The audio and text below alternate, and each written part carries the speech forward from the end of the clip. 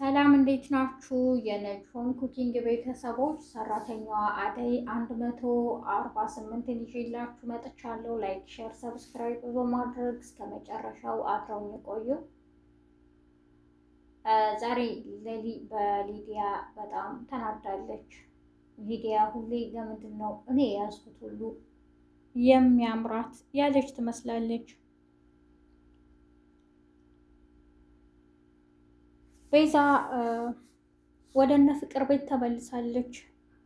ቤዛ ያሰበችውን ተንኮል የፍቅር እናት ሊያዩት አልቻሉም። ከዚህ በፊት ስለ ቤዛ ብዙ ነገር ብለዋታል።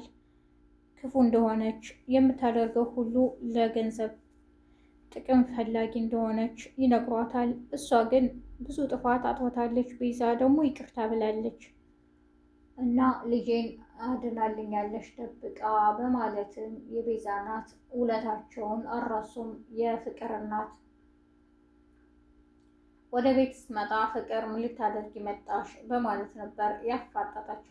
እንዲህ ምን ማለት ነው? ውጭ ላይ አሿል፣ እዚህ ደግሞ አንቺ ምን ነው ያን ሁሉ ያደረኩልሽን ውለታ ረሳሽው እንዴ? ትላታለች። ልክ ራሷን እንደ ጻድቃን ታደርጋለች።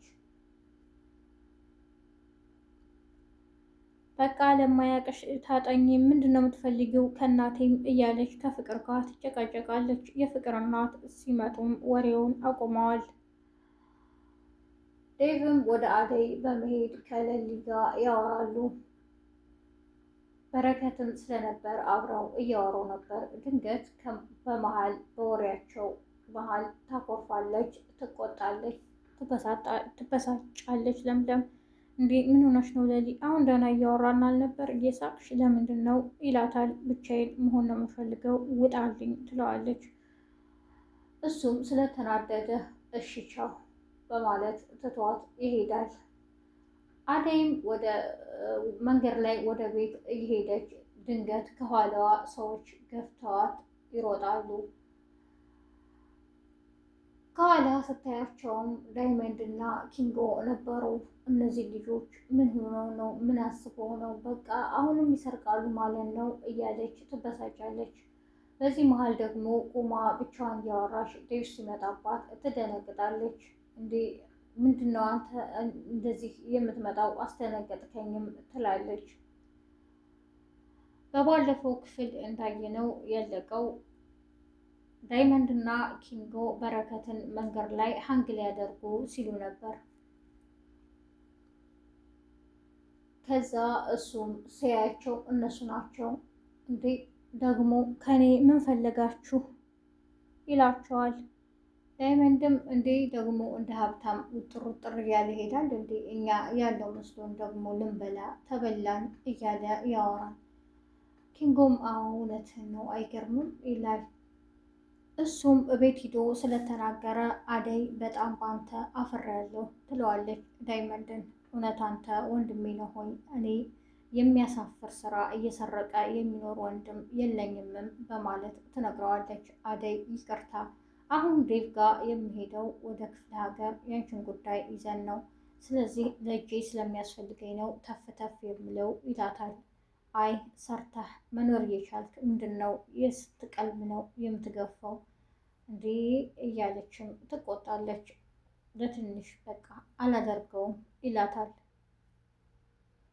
የበረከት እናትን ትላታለች ለቅምጥል እንዲህ የጓደኛሽ የት ነው እያለችም ታናዝዛታለች።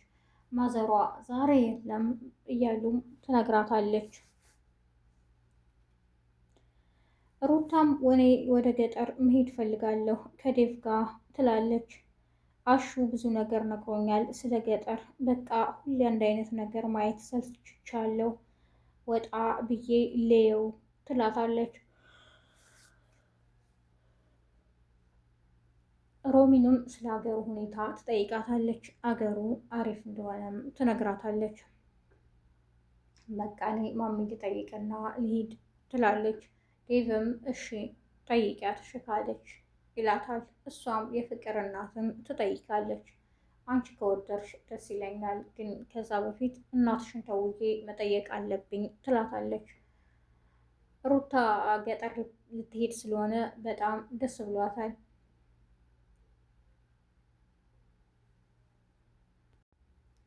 ፍቅርም በጣም ስለተናደደች አሹን መታ እባክህን አሹ ገጠር መሄድ እፈልጋለሁ እያለችም ትጠይቀዋለች። ከፈለክ ደግሞ ብዙ ገንዘብ እሰጥሃለሁ ትላለች። አሹ የዋዛ አይደለምና ማለት ገጠር የምትሄዱ የዴቭና የአደይን ጉዳይ ለማፍረስ ነው አይደለ? ይሄ ደግሞ ሊሳካልሽ አይችልም።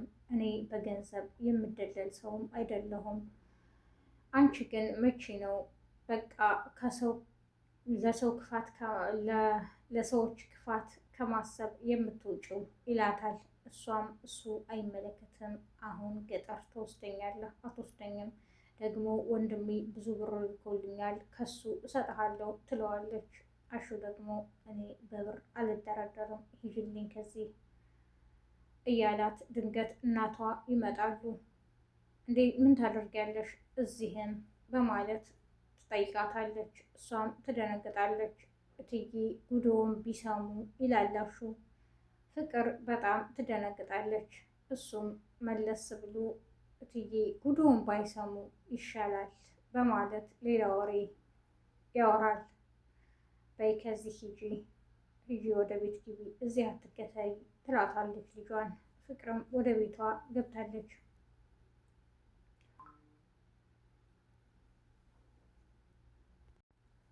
መንገድ ላይ ቁጭ ብሎ ታገኘዋለች። ዴቭ እንዴ ዴቭ ስለ ገጠር እንዴት እንደሚሄድ መቼ ምን ማድረግ እንዳለበት ለአደይ ይነግራታል። ዳይመንድም እኔ እንሂድ እስከምል ነው የሚጠብቀውም በማለት ይነግራታል።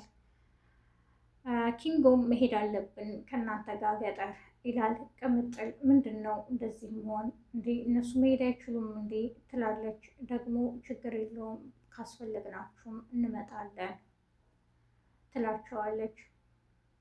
አደይም እኔ ልሂድ ዴቭ ካንተ ጋር ስትለው ዴቭ ፈቃደኛ አልሆነም። አንቺ መሄድ የለብሽም አርፈሽ ተቀመጪ ይላታል።